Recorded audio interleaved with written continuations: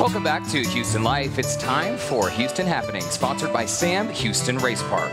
And as usual, there is a lot going on in H-Town, so let's kick things off with Houston sports. The Rockets are back home in action tomorrow night. They're going to take on the Minnesota Timberwolves over at the Toyota Center.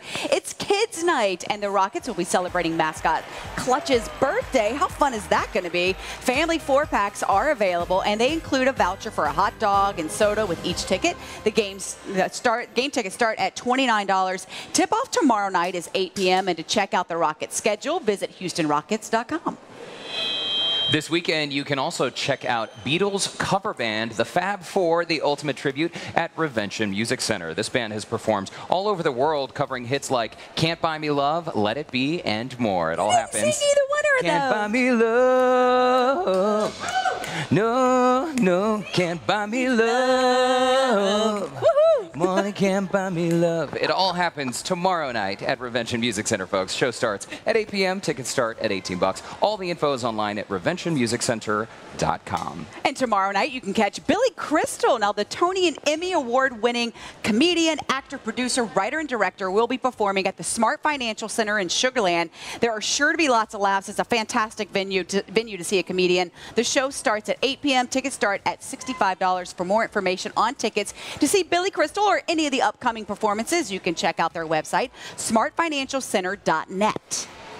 The Houston Creole Festival is taking over Houston tomorrow. In the spirit of Mardi Gras, you can enjoy some Creole culture over at Discovery Green Park with dozens of food vendors and live performances. It is sure to be a great family event. It goes all day, starting at 9 a.m., ending at 9 p.m. Tickets start at $10. Kids 11 under are free. For more info, check out HoustonCreoleFestival.com. And another thing you can enjoy over at Sam Houston Race Park this weekend is the Maxim Racing Festival tomorrow. Hey, with wine tasting on the club level. Now, the 4 stake races include the $100,000 Maxim Gold Cup. The wine tasting is $20, and that includes your admission to the track, along with 6 tastings. For more information on all the fun at the track tomorrow, visit shrp.com. Get bright and colorful tomorrow morning with the Color in Motion 5K. You can experience the color of fun when one of the most unique 5Ks makes its way back to Houston. Thousands of runners start out in clean white shirts that quickly get covered in bright colors with mega color blasters set all around the race course. It all happens tomorrow at the Sam Houston Race Park from 9 a.m. to noon. Registration is $50 per runner. And for more info, you can visit colorinmotion5k.com/Houston. It's going to be nice and cool tomorrow morning, so great morning to get out there and go run and get I always wonder where those people clean off when they drive home. Seems messy, doesn't it? I didn't think about that part of it. I just thought about the fun.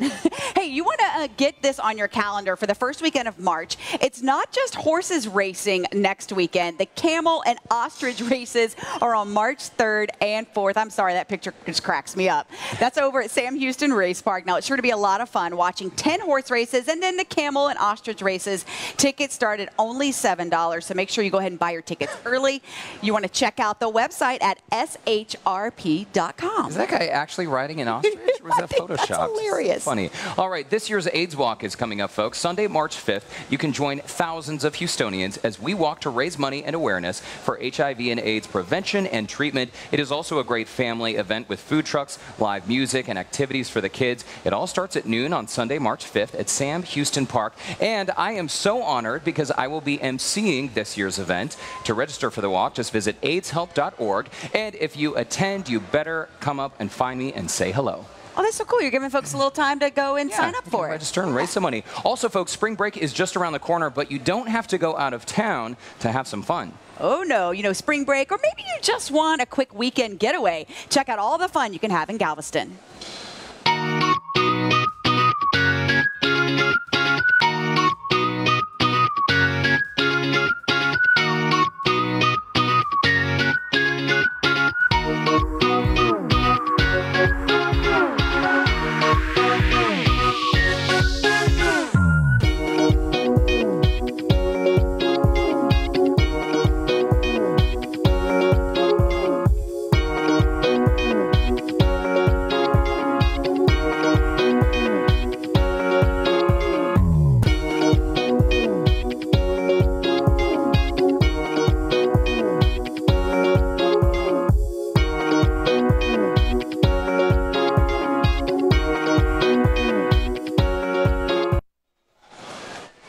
Oh, man, that looks like so much It does look fun. fun. We should keep playing that music. I know, so much fun. I'm definitely going to plan a quick weekend trip, get away to the island soon. Me too. By the way, that website is galveston.com if you would like more information on planning your trip. Okay, so let's see what's going on with this weekend's movies. You know, the Oscars coming along this weekend. Let's send it on over to Entertainment Tonight's Kevin Frazier.